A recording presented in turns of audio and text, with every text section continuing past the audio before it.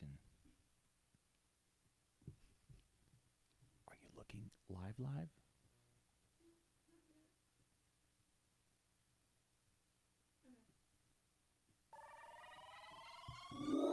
You are now listening to Lauer Road Radio. Hey, welcome one and all to the #1 podcast, winter, spring, and fall. Talking sports for the thrill of it all. Hey, talking life, but we're killing it all. Jason and Dan with the master plan. These are dangerous men with the mic in the hand. Bonafide winners everywhere that we go. You're a part of the team. Lauer Radio. Dad light, good light, bright lights in sight. All right. What? Dad light, good light, bright lights in sight. All right. Yeah. Dad light, good light, bright lights in sight. All right. What? Bonafide winners everywhere that we go. You're a part of the team. Lauer Radio. Let's get it. What? At Tanagra, when the walls fell. This is Dan Owings coming back at you another time. You're watching the sausage get made, proverbially speaking, for Lauer Road Radio with my co-host. I'm with my co-host, as always, Jason. At the 7-Eleven studios. Yeah, I'll Derrick, introduce our guest in a second. But Yeah. First of all, before we acknowledge him, how are you doing today? Good. Yeah? Yeah. Everything's So good? we added something. Should we address that now? Yeah, we should address. So every week one. Yeah. Go ahead. Every week we're adding something to the studio. Yes. So you're on this journey with us. We know it looks like crap. It is. It is a 7-Eleven gas station. Yeah. Janitorial closet. room that they've Yeah. allowed us to, take space. Well, in. we pay $300 a month for that, and but that's Wi-Fi included. and free slushies. Yeah. Or what's the big gulps? Yeah, but they got slushies too, right? Yeah. So, wait a minute. So first of all, icy, not a slushy, right? Which is superior, a I don't slushy know. or an icy? What's at Sonic with the nerds? Sonic with the nerds. You That's could a get slushy. Yeah, I like the nerd There's slushy. yeah, the icy is the one with the polar bear. Yeah, I don't want that. I'll introduce our guest in a second.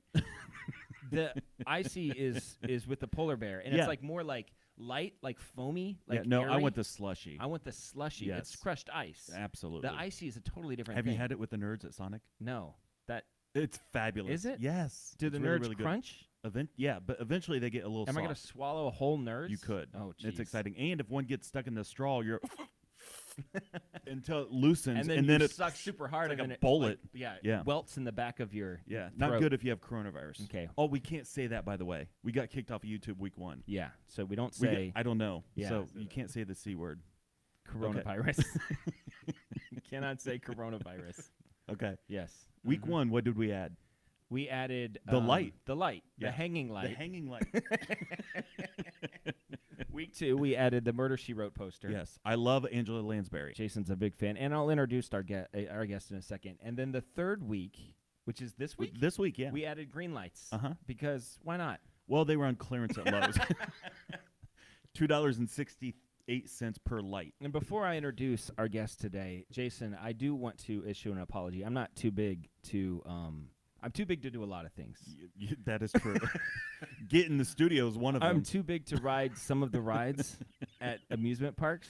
Yes. I am too big to fit through certain cracks at cavern tours.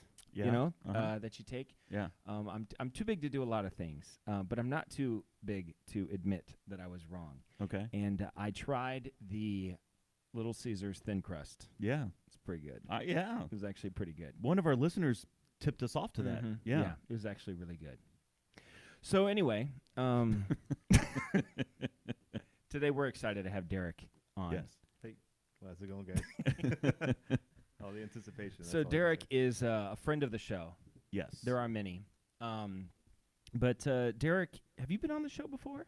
I have not. You've not but been on I the show. think I have talked about being on the show for like 2 years. Yeah, and you're one that we've wanted to have on because you have the similar characteristics that we have. Losing your hair, so Yep. you grow a beard to compensate. Yep. And we could all probably drop a few pounds. I have the feeling that at one point in your life you felt like you were in pretty good shape. At one point in your life you're like, Oh, I yeah. could run a mile. Oh, yeah, and totally. Yeah, and you remember those days. Mm-hmm. And sometimes you think to yourself, when you start running, like that brain kicks in, that 21-year-old brain kicks in, and then about 15, 20 steps into it, your knees and your chest and your lungs and everything just like says, what are you doing? And stop it right Oh, now. yeah. The cure for that is tearing your ACL at a dodgeball game Oh, while you're yeah. with a bunch of kids Mhm. playing when you shouldn't be playing dodgeball at 34. So that's a when good way to cure reality that. 'cause sets then in. Is that what you are? realize- Are you 34 now? I'm 34 now, soon to be 35. Ooh, I'm gosh. getting up there. Okay, man. yeah. It's, I hit 40 this past year. I'll hit 41 in September. Mm. It's rough. I was born in 1981, so what was that? You got make 2 me? more years. I got 2 more years. Before Well, the this big year and next 40. year. Okay. This is it. You know what I mean? I'm everything's different from now on. I couldn't say it with a straight face. So, Derrick is, among other things, a NASCAR fan. You're a soccer fan. Mhm. Anything else we should know about you? Yeah, for a living, I'm a realtor, so that's a joy. So But, if you need to buy or sell a house in the central Ohio area, Yeah. you call Derrick. you Central call- Ohio area? Central, I'm selling houses all over, even just one down the street here, actually, in Marion. If you don't Really? Marion, Ohio. Yeah, absolutely. Yeah. Hmm. So that's what I'm doing for a living now, but trust me, it's much more fun to talk about sports or life or other things. Well, we started the show as a sports podcast, Heavy. and then we realized we don't watch that much sports. But it might be cause and effect. I think it is, actually. Because there is something about having to do something Mm. that makes me not want to do it. Yep. Absolutely. And it was like Jason and I, from the time we were, I don't know, The I don't youngest- remember. Yeah. I have no memory of life before I cared a lot about sports. Some of my earliest memories are staying up late on Monday night and hiding behind the couch in our living room so that I could watch Monday Night Football without my parents knowing that I was awake, like pretending that I was in bed. Obviously, in hindsight, realizing that they knew I was back there Yeah. and they would let me do it. But, like, all I know is just sports. Yeah. My whole life. When I was in college, I would get home and I would watch the same Sports Center 4 times in a row because there was nothing else to watch. I mean, and then so Jason and I listen to sports talk radio, podcasts, so on and so forth. We're like, those guys are idiots. We can do what they're doing. You know, they don't know what they're talking about any more than we do. So we start this sports podcast. Yeah. And we get into it and we start talking about sports and I start to navigate towards soccer. And so we start talking more about soccer. Right. But even then, it becomes like, it's like I'm waking up in the morning and I have the thought of like, I'm doing the podcast tonight. I should probably watch Sports Center. Yeah. And that makes me not want to do it. Yep. Well, it's a chore. Mhm. Like, I remember the NBA Finals. Like, I really didn't want to watch it that one year. It was the NBA Finals. Yeah. Like, as a child, like, Yeah. No way. Yeah. Andy Bernard. A spectacular. Ready to do. I think that was my ringtone back in the day, actually. The NBA Yeah. Finals. Yeah. So, That's great. But you the know thought- who wrote that, by the way? Marv Levy. No, no, Marv no, Levy. no. I think isn't it John Tesh? It's John Tesh. Yeah. Yeah. Oh, John okay, Tesh. yeah.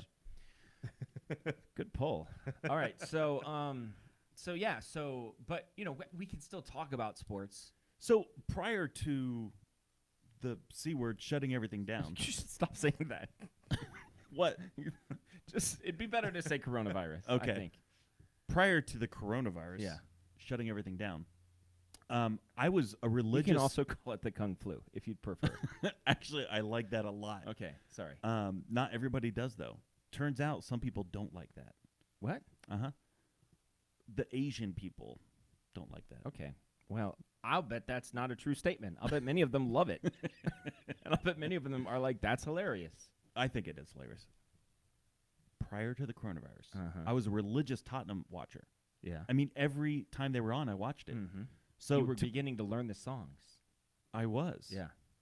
Like, When the Saints it starts go- off slow. No, it's not the Saints. Spurs go Yeah. marching in. When the Spurs go marching in. And the drunker they get, the Yeah. faster they get. Yeah, it's and fun. the more like nonsense it becomes. So I don't know. I still like sports. I still like soccer. Mm-hmm. I still like, and I'm still new to soccer. I mean, I'm 3 years into it. Mm-hmm. So I don't know that much. I mean, I've coached my kids in it, so that's Well, fun. Then you know. Trying to coach something you don't know then anything you know about. as much as the average Y soccer coach. Yeah, Because well- I've seen some interesting things, Yeah, well, mostly from you.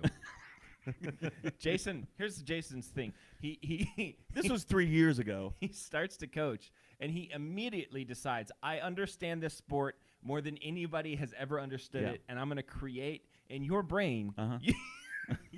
You were creating a way to play And we that was won. going to revolutionize the game. We won You every also game. happen to have the athletes that were better. Yeah, And it turns that's out, true.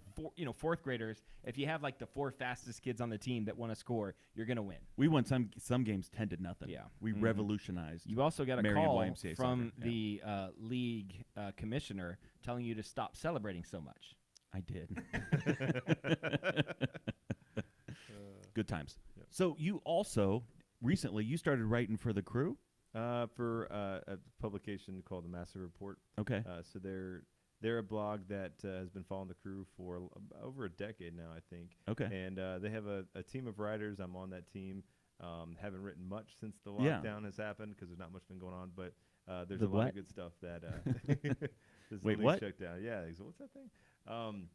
But there's a lot of good authors that are writing stuff, even the weekly, different polls. One I've been seeing a lot of with a lot of different people is who would you trade, who would you purchase, and who would you bench, or who would you start, who would you trade, who would you bench, those Right. kind of things, which is kind of silly. I saw one for Tottenham today, and I was like, probably trade all or transfer all 3 guys. Ouch. Ouch. Yeah. So there's a guy, I don't know if you could do anything about this, but there's a guy that works in the ticketing department for the Columbus Crew.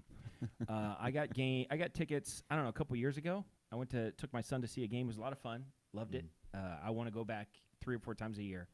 But, it's not always in the budget. And so this particular guy calls me, I don't know, every once so often, I don't know, maybe every few months, to try to get me to come and do this backstage, tour of the stadium, And I'm not opposed to it, on the face of it. I just have no plans to do it. I'm not going to do it. I know he wants me to go there and then buy a ticket package. I understand that this is his job. It's not his fault.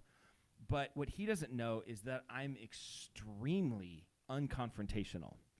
And I will pretend like I want to do this for a very long time. And he keeps on calling me back and saying, oh, we want to put it, last time you were busy. I'm like, what you got? Let me pull it up on the calendar. He's like, I got 3 weeks, whatever you want to do, day or night. And I was like, man, I want to so bad. And so I keep on putting him off, and I feel bad about it because I have no intention. So I don't know if there's anything, with your Just blog give him my number. that you I'll can talk do to about him.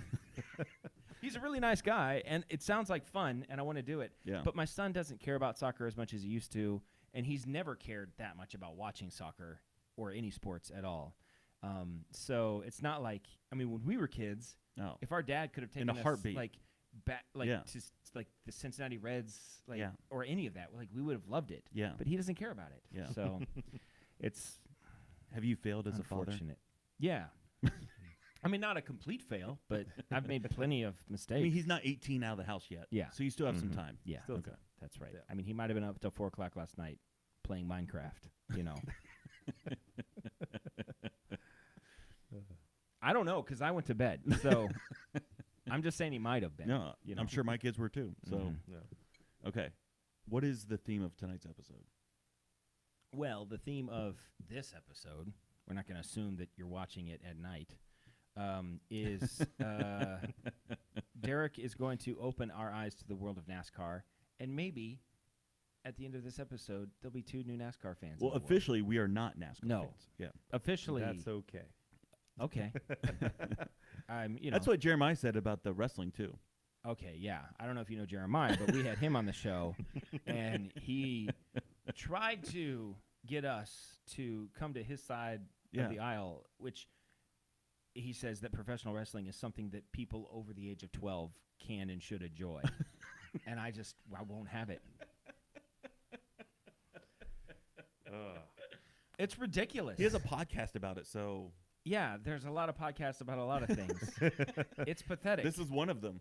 I was shortly after that, I was at Buffalo Wild Wings with my kids, Yeah. and they had a WW something on the on the thing, and my kids were like, "Dad, what is that?" And I was like, "Well, this is going to be hard to explain, but you see those people up on the thing that are acting like they're wrestling?" He's like, "Yeah, but they're not, right?" I'm like, "Yeah, no, obviously they're not." But here's the thing, son. That's weird. You see the 50,000 people in the crowd? Yeah. See, they don't know that it's fake. They think that it's real, and they're totally invested into it. Yeah. And we laughed at that for like, I mean, they just couldn't believe that there were people that pretended that that was real. And, I mean, it's a soap opera for men who never became adults. That's harsh. It's It's what it is. What's your opinion about NASCAR? My opinion about NASCAR is it's a lot of left-hand turns for me.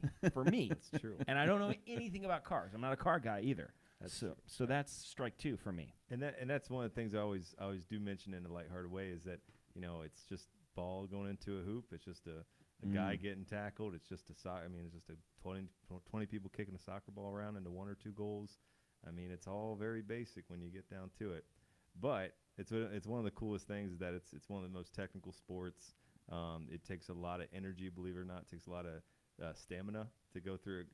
You're basically sitting. So do in a coal miners, preheated but I'm oven. not watching them. Yeah, but I mean, do coal miners go 200 miles an hour into turn 1 Okay. at Talladega? 3 wide. Have you always been a NASCAR fan? I have ever since I was a kid. I was my so you pick your driver. That's how you if Sure. you're just a fan of the sport. Some people are, but you have to pick your driver because if your Okay. driver is really good, then you can brag and go to the racetrack, see him win. I'm a If they're Bobby really Rahal bad- guy. Bobby Rahal guy. Yeah, there you Yeah. go. His son Graham is racing. Really? In IndyCar. Yeah. So I mean, when they go back, I think they're going back June 6th. He's from Ohio. That's Yeah. the only reason I know who he is. Yeah, that's been a good. Maybe I don't know if I should say this, but Say it. yeah. So one time at so long story short, I used to know Graham's one of his friends, and they got me into meet him at Indianapolis. Went to his bus that was probably very, very expensive, and met Mario Andretti and Bobby Oh, Rahal. wow. It was really cool. That's My pretty dad was cool. with me. It was like one of the coolest life experiences Yeah. I think I had. That so is pretty cool. yeah, I mean, because I saw him running on the track. I mean, it was practice days for Indianapolis 500, and then So he runs and then he drives? sorry, let me I don't. back up. This is He- all technical. He hops in this car that has no power steering and goes, 240 miles an hour into a turn. He has to hold that thing wide open Mm-hmm. and then straighten it back out, back into the left turn, and then break the toe with the next car, the car behind him, so he can try to stay in front. So he's doing all these different things in practice, working all these controls. It's like a fighter pilot. And then he gets out, takes his helmet off, puts a hat on. Next thing you know, he's signing autographs for a kid, and then 5 minutes later, he's in there hanging out with us, just Is chatting up. every track the same? No, that's the thing. It's like every basketball court, every football court has the same dimensions. Yeah. Back in way early U.S. soccer, there used to be different dimensions on the field because they played in football stadiums that weren't Right. designed for it. But pretty much everything's the same. In NASCAR or racing at all, Wait a minute. I'm sorry to interrupt. Is English soccer, are all the fields the same dimensions? it should be. It should be all FIFA regulated size. I'm talking like back in the old San Jose Sure, Earthquakes sure. at Spartan Stadium. If you look at the old Landon Donovan games Yeah, with Bleak yeah. Tear, those were it was super, super narrow and a little bit, the length was the same, but the width has Right. always changed, But yeah, with NASCAR racing in general, every track is different. Even, you'll have one that's a half mile, but it's a completely different surface than the other one. And then you get into dirt racing, which a lot of these guys come up in Right. and still race on their off nights. Dirt racing, it's even insane because the track literally changes every lap because cars are going and moving, you're getting dust spraying everywhere. The track's literally forming, and they have to reshape it once or twice a night. So they'll take a half-hour The break. Paul Newman car from Yeah. Cars 2. Yeah. I mean, Doc. yeah, if you have watched Cars, believe it or not, Turn into the You- steering? yeah, Or turn into the curve, right? Yeah, turn right to go left Yeah. you'll watch a sprint car driver. They'll go in to throttle all the powers in the back of the car, so all the torque and all the energy is coming from the back.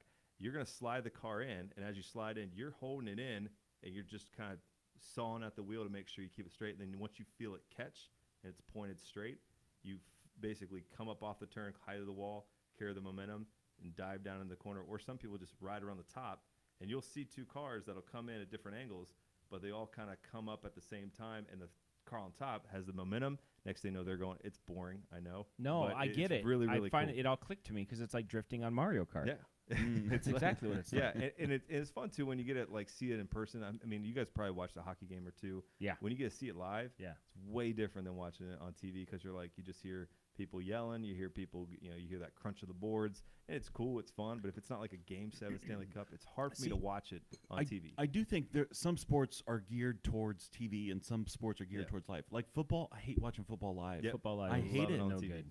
Great on TV, Yeah. horrible live. Yep. And so Figure skating. live, Really? 100%. Huh. I refuse to watch it on I'm a TV. Curling. I gotta feel Have like you curling live might be awesome. Have you curled? No, I It want is to. amazing. I believe it. Yeah, I mean, there's actually a club right by Crew Stadium. Really? Yep.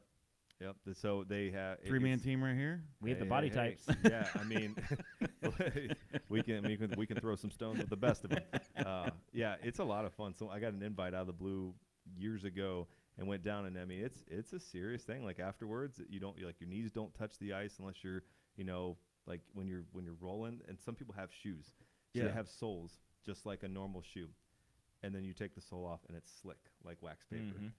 And that's what they do, Like you that Healy slide it. thing. Yeah, Yeah, kinda like yeah. a Healy, only just take the little cover off and They it's just a have like curling shoe. one slide shoe, right? Because they push with the other shoe. Yeah, they have a one slide shoe. Yep. So, but you can. I mean, I love curling. Yeah, the ice, and then like the reshaping of it. I mean, it's apparently you can tell I like things with a lot of intricacies to them.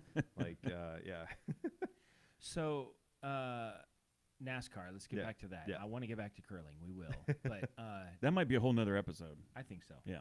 So, so you feel like the best way, if you were a NASCAR evangelist, right, and you wanted to am. get us into the religion of NASCAR, which it is a religion, Yeah. right? I mean, I'm not saying it is for you, but for some people. Oh, it's some people it is. And it's definitely a culture. Like you're part of the culture in a sense, like, and not in like any negative way, but like the idea you show up on a Thursday for a Sunday race. That's NASCAR. It's whatever you think of college football tailgating. Take it to the umpteenth degree, and that's what NASCAR is. Some people come in. Sometimes they open the track up. Us is obviously back in the day, but they would open the track up on a Tuesday of race week, and you have guys literally just camping out 3 days. The haulers with the race cars don't even show up till Friday, Yeah. but they're there. I used to know a guy in Virginia, older guy that he used to be a driver for, I think it was Richard Petty, back like way in the day, and he was crazy about NASCAR. Like him and his wife, that's all they did or thought about it. I mean, it was a really big deal. So I understand that there was an obsession about it, and there's something about it that if maybe in the right circumstances I could get into. So would you say the best way for me to get into it, if I wanted to, would be to go to a live event? Yeah, the best way to do it, honestly, would be to go to a live event. Even you could do it locally here in Ohio, where they have a dirt track race in Eldora, which is in Dark County, I want to say, western Ohio, out in Rossburg. But that's like a 15,000 seat, stadium or kind of racetrack. It's probably the Taj Mahal of dirt tracks, so there's a lot of history there. Tony Stewart, if you've heard of that guy, he owns the track, runs it, makes sure it's operated well. So he's always out there. He's actually on a tractor reshaping the track. That's pretty between cool. heats and Tony stuff. Stewart. Yeah. Home Depot? Home Depot, yeah. Kind of a jerk. Old Spice, yeah, kind of a jerk, yeah. Yeah? Yeah. If you want to burn a good night on YouTube, just go down the Tony Stewart interview wormhole. Yeah. It's pretty hilarious. I worked but- with a guy construction that was a big NASCAR fan. So for a while, like he would just talk about it like I cared, and I would listen to it. And that was Tony Stewart. But then there was another guy, Jimmy Johnson. that was like winning every year, right? He's the Tom Brady of NASCAR. Yeah, those were the Jimmy Johnson years. Yeah. Are we still in the Jimmy Johnson years? He's running top 5 again, which is good. This is his last year. Yeah. So he said at the beginning of the year that he's hanging it up after this year. Okay. So he's going for the drive for 8. To finish off to get 8 championships. No driver's ever had 8 championships. All right, so that I think leads us well into. So one of the first things that we do, one of the big things that we do on the show is Mount Rushmores. Yeah. So let's do the Mount Rushmore of NASCAR drivers. All time? All time. Now, Jason and I might be, with all due respect, might be better equipped to do this than even you are. Because here's the thing about Mount Rushmore. It's not the best. It's iconic. It's iconic, right? So, like, take your presidents, Washington, Jefferson, Lincoln, Roosevelt. we both know that Martin Van Buren is a top 4 president, right? Like everybody knows Statistically, that. yes. Yeah, Van Buren, of course. His batting average was high. Yeah. The on-base percentage was high. Happened to be in the dead ball era, but but he's not iconic, right? And so that's what Mount Rushmore is. It's not the quest to find the best. So the Mount Rushmore of basketball players, not necessarily the best basketball players of all time. Maybe there's some crossover. So that's just to set the boundaries. So we're going to do a few Mount Rushmores tonight, but I think the first should be drivers. So right off the bat, I say Dale Earnhardt. That's what I was going to say. Yeah. Right? He's the kid that everyone wished they could have been. Grew up with his dad did race, but his dad didn't give him anything as far as he wasn't like a lot. So were you talking junior or senior? Senior. So Okay. Ralph Earnhardt was Dale Jr.'s grandpa, Dale Sr.'s father. He was a local dirt track racer. He raced a few of the NASCAR circuits. NASCAR started from an era where it was basically a bunch of promoters that would rob all the drivers. They'd show up, they'd bring their equipment, they'd take the gate money, they would leave. The driver would win the race, look for the promoter, they'd never find him, and he promised them $2,000 to win or $3,000 to win. So these promoters would always run town and leave with 10-15 grand cash from a race that they drew a couple hundred, 20,000 people to. So NASCAR started in Daytona Beach at a hotel rooftop bar where they basically sat all these promoters around that were trying to get a bad name and said, let's start something. And that's how the France family, who still owns it to this day, they started NASCAR back in '49. There's a family that owns NASCAR? Yeah. Oh, yeah. Yeah, there's a family that owns it. It's the France family. So they, trust me, if you go to Daytona, they have the biggest houses, the biggest boats. I would assume so. And the biggest track, obviously. Tim is related to Dale Earnhardt. Did you know that? Tim Earnhardt? No, he kind of looks like Dale Earnhardt. Yeah, he does look like Dale Earnhardt. He's like his second cousin or really third cousin or something like that. It's not a super distant relationship. So Dale Earnhardt, he's like your George Washington, right? He's like the one. Okay. Any others that just jump off the? Okay, so like I'm going to sound ignorant here because I don't know the difference between NASCAR and like just racing. Yeah. So like Mario Andretti. He did race some NASCAR races, but he's predominantly more known IndyCar, for right? Yeah, IndyCar and Formula One. So he's one of the only guys to win a Formula One race, Indy 500 race, and a Daytona 500. What's the difference between Formula One and Indy? So Formula One is run all over the world. It's governed. It's like kind of like basically the EPL and the English Premier League, and I wouldn't say MLS because IndyCar is a little bit more closer to Formula One. But it might be like the Bundesliga. But it's still open wheel. Still open wheel. Okay. So in IndyCar, there's caps on like financing caps as far as how much you can pour into your team. There's stock bodies, things like that. Whereas Formula One, Ferrari is against Mercedes, is against. Which is why when you look at any list of like the top 10 athletes' salaries or what they're paid in the world, like there's always Formula One guys on the top 10 Oh list. yeah, because if you can wheel those machines that are crazy fast and you can wheel them with consistency and against all the odds and on many different tracks because you're racing high altitude, low altitudes, lots of fast turns, lots of slow technical turns. If you can do all that like Lewis Hamilton can or Sebastian Vettel used to, you're going to bring in more money than a European soccer player in most instances. Which is crazy. Yeah, and they all live in Monaco because there's like no taxes apparently up there. Yeah. It's like literally every single one of them lives in Monaco where they race like that big race every year. Yeah. Okay, so are we putting Andretti on it? No, not on the NASCAR. Okay. On the if it's just that's why I asked. If it's just NASCAR, he ran it a few times. Like he ran it a couple of years. He's been. But that's not what he's. You known put Michael for. Jordan on the baseball Mount Rushmore? You don't. You don't. Yeah, it'd be like Chicago White Sox minor league Mount Rushmore. It's debatable. It'd be like he was kind of like Deion Sanders as far as like everybody knows Deion Sanders for his football acumen, but he was a decent baseball player. Right. Now Mario Andretti was a really good NASCAR racer. He just didn't race enough to I think warrant. Okay, that. so I have another question about a guy, Carroll Shelby. Carroll Shelby. Yeah. Right. I So don't know that name. this is my wife is named after that. Oh, So- the Shelby Mustang? Yes. Yeah. Yes. Indeed. So that was racing, but that's not NASCAR. So that's road racing. That's something called IMSA or sports cars, basically. Okay. And sports cars are actually now owned by the France family, IMSA. So they run that series. But Figures. basically, that whole thing, the Ford versus Ferrari movie, Right. Which I still have yet to see. I've seen the documentaries, See, I've seen the documentary, but I too. haven't seen. Yeah, the I really actual, wanna like, watch it. It Christian looks Bale good. movie. The I know. documentary is great. Yeah. Oh yeah. It's a great story of just a bunch of American rebels saying, hey, I think we beat these guys on their own. Yeah. turf. So it was a really cool story. But that's not NASCAR. That's not NASCAR. Okay. No. But if you're looking, I'll tell you about somebody that if you wanted to go down the wormhole about reading up on him, it's fascinating. Smoky Unic Have Okay. you ever heard that name? No, it sounds like a baseball player. It does sound like a 1920s baseball player. So Smoky had a little shop in Daytona Beach, and he just was a relentless worker, innovator.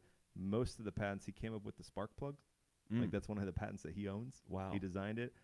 He did a lot of things for GM and Ford and all these manufacturers that he would basically their engineers that they paid, had dozens of them on staff. They'd make something. They'd send it down to him. Hey, can you take a look at this? And he would say, no, let's perfect that. Oh, this is terrible. We have to scrap it. He'd rebuild the part, send it up there, and they'd then patent it. Yeah. And he would use it in racing. He one time. One of the cool stories is, back before they had all these big, thick books of inspections, they used to just have a 2-page sheet. So that gave all the drivers and all the owners a lot of leeway when the mechanics could do some things. One of the things he did is he would stick a basketball in the fuel tank. So he would go in and it would weigh in a certain weight, take the basketball out, and then, add in the fuel so he'd have more fuel than anybody. Nice. He'd also do things where he'd have a gas pipe that would be so big that he would have about 5 gallons in the fuel pipeline outside the tank. So the tank would be standard size. But as long as the car didn't flip over, no one would see that big, huge pipe carried a lot more fuel in it. So one time, the story goes, he went to inspection. They figured that out. They cut the gas tank off, and he drove the car without a gas tank back to the stall because he had all that gas in the fuel line.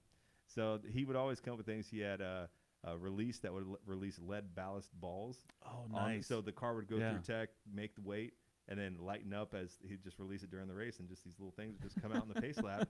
And next thing you know, they on the banking of the track, they'd slide down, so they really wouldn't be run over or anything. It wouldn't hurt any of the other competitors, and he'd be out there faster than anybody. So he's one of the guys that actually. You like this guy? I love that If you guy. watch Cars 3, the latest Okay. Cars, he's the Smoky character that Pixar kind of picked up on. So Smoky. See, I feel like Carroll Shelby did a lot of that. Not necessarily crafty to get away with stuff, but like, what can we do to fabricate things to make things different? Innovative. Yeah. As the Brits say. How the Brits, Yeah, innovative. So does this guy Smoky? He's not NASCAR. He is NASCAR too. He is He did NASCAR. NASCAR. He did a little bit of IndyCar. So he was a just driver or he just was a fabricator? Mechanic. Mechanic. Mechanic extraordinaire. Yeah. So, So does he belong on it? I think he does. Now, Wow. Because He's in the Cars movie. I'm not, okay. All right. it's funny. You could almost make it out of strictly just the Cars movies, except for Dale Earnhardt Sr., because Richard Petty was in it in Cars, and then Junior Johnson, if you ever heard of him, he was the last American hero. Yeah. Big moonshine runner back in the old days. And, Wilkes County, North Carolina, home of moonshine capital of the world in the 50s. Who's the NASCAR driver that you like? I don't like this guy. Yeah, you don't like this guy? No, that you have a personal dislike for. Oh, well, this is There's got to be one, right? That's got to be part of it. It's kind of There's funny. heroes and villains. Okay. Who's your villain? It's kind of funny, and it's for different reasons. So back in 2009, 2010, I actually did my own racing website where I would do interviews and did my own photos and things like that. It's since now been defunct, but I went down for NASCAR testing at Daytona, and a lot of the times drivers, the one biggest thing about NASCAR that I think you would like and everyone would like is that they are so personable. And obviously we'll see how that rebounds from all this, but the biggest thing is like you could sit and talk. I've met Richard Petty at his race shop. He'd come out and just say hi. I've met Dale Earnhardt Jr. at his race shop. These guys aren't like stuck behind a bunch of security guards. They just are amongst the people. They go. You'll see them if you go to Charlotte, in the north side of Charlotte, Mooresville is where all the shops are. You go to a coffee shop, you go to a McDonald's, you'll see the drivers, the crew chiefs. They'll just be there, and you'll be like, oh, I know that guy. So I've ran into a lot of them just passing through there on our travels. But the biggest thing with NASCAR is that like they're personable, right? And man, I forgot where I was going with this. The guy you don't like. The guy I hate. Yes. I'm sorry. Dislike strongly Jamie McMurray, who everyone likes. He's such a nice guy. But he blew you off. I went to interview him, and I was like, hey, do you got a quick time for an interview? And he's like, yeah, that's fine. I was like, I'm Derrick. Nice to meet you. And he goes, oh, I don't shake hands. I don't shake hands. I was like, okay. And I think I asked one question. I was like, well, you have a nice day. And I just was like, he's not going to make the story. Wow. I'll put his lap time in there. Is he successful? Oh yeah, he won a Daytona 500, Coke 600. I mean, he's no longer he retired 2 years ago. He's a Fox Sports analyst. So if you watch the race, if you watch the race tonight, actually, you might see him back in the studio. He's a super nice guy. He was ahead of the curve. But he was social he distancing. Was such ahead of the curve. He's a Howie Mandel. I know. type. I know. He definitely. Well, what about like when you were a kid that you're like, I don't like this guy?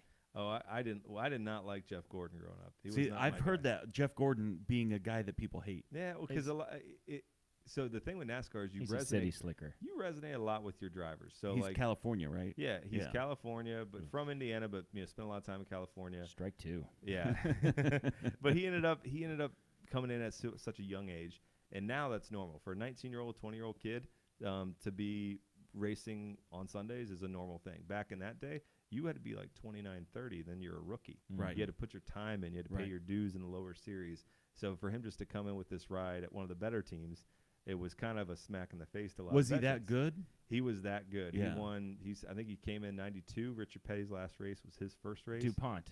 DuPont. Man, Yep. nailed And yeah, so he drove up until I think last year or 2 years ago when he filled in for Dale Jr. when he got in his car accident and got some bad concussions. He actually stepped in, came out of retirement to drive the 88 for a while. But no, what he did is he attracted a younger crowd. He attracted that the people that are now 50-year-olds that were 20s and 30s, and the Dale Earnhardt crowd. Those are the people that like they would work on their own cars. A lot of them, you have to remember, back in the 90s, there were so many tracks around here.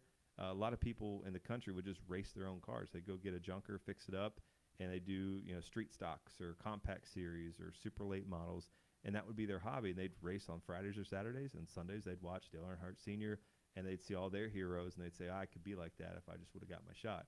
When they see a rookie coming up like Gordon, they're thinking, oh, Who's this guy think he is? Who's this guy think he is? Right. He hadn't even come to my track and raced me yet. Yeah. Which and that's a cool thing too about racing is a lot of these guys like at Attica, Fremont, those are dirt tracks. In Ohio, you'll have local people that are just one of my friends is an accountant, and she drives a sprint car against Tony Stewart and Christopher Bell and Kyle Larson, all these That's big NASCAR pretty cool, guys. yeah. And I've got to see her race against them, and she's 25, an accountant, but comes from a racing family. They work on cars all the time. But you'll have these people that just have normal lives, and they hop in behind these 800 horsepower beast. Right. And so if you imagine back in Jeff Gordon's day when he came up, those people wouldn't be running. They'd say, well, he should have come and raced against me at Hickory or one of these other young, smaller speedways. He didn't race against me. He didn't race against my buddy. He's nobody. He's just and then he starts winning, and people just don't like him.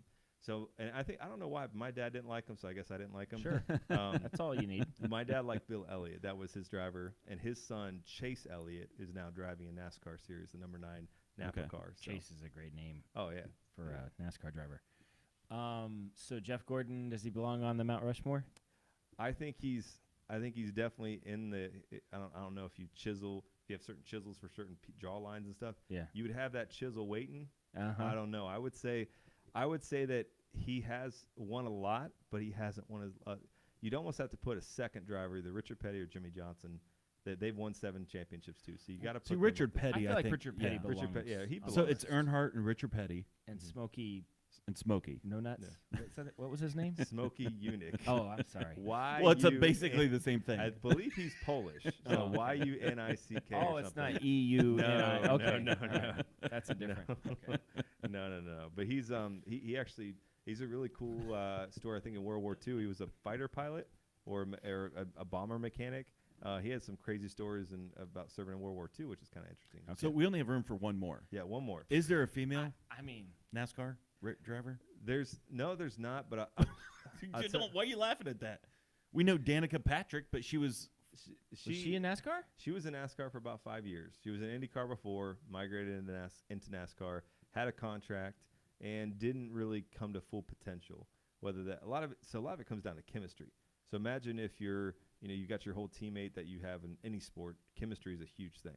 Well, imagine that person is the person building your car. You don't trust them. They don't trust you. Next thing you know, there's a tension. Well, my car broke. The engine slipped. Right. What happened? They're going to think you didn't shift right. Mechanic blames the driver. Driver blames the mechanic. And then you never get that consistency. So that might have been her undoing.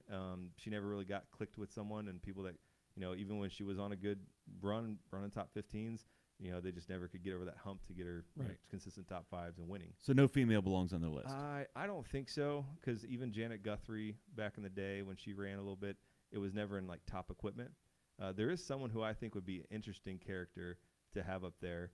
and just for the fact that so Wendell Scott. Have you guys ever heard that name? No. So he is a very interesting guy, African-American driver back in the 60s. So he would run a lot of secondhand equipment, and he would race a lot against Richard Petty and all these other drivers back in the day. So he would have a really good car, and stuff would just break, because it was secondhand equipment, but he could still finish 8th, 10th, 6th, 5th. He was always running with the top. And then the one race that he did win, because of it was in the 60s and a bad time in our nation's history, he was actually not allowed to get the trophy. They named someone else the winner, and then after everybody left the track, they said, "Hey, by the way, you did win. Here's your trophy. Here's your check." And so he never got the glory. So it's kind of cool because the Hall of Fame's honored him. They recognized They recognized him, and then actually Bubba Wallace, who's an African-American driver now, got to win. They painted up the car to match his, right, and a few races. He actually won a race. So that's pretty cool. And the family was right there. Yeah. So he got to dedicate to him. So he's one of those guys, again, I think he might be a chisel on the side like Jeff Gordon, where like you'd think about putting him up there. I don't know but he would be in the discussion for sure. Right. I think he bears mention just because that, if that would happen today, it'd be, obviously they'd be, excited about it, and it'd be something that would be celebrated.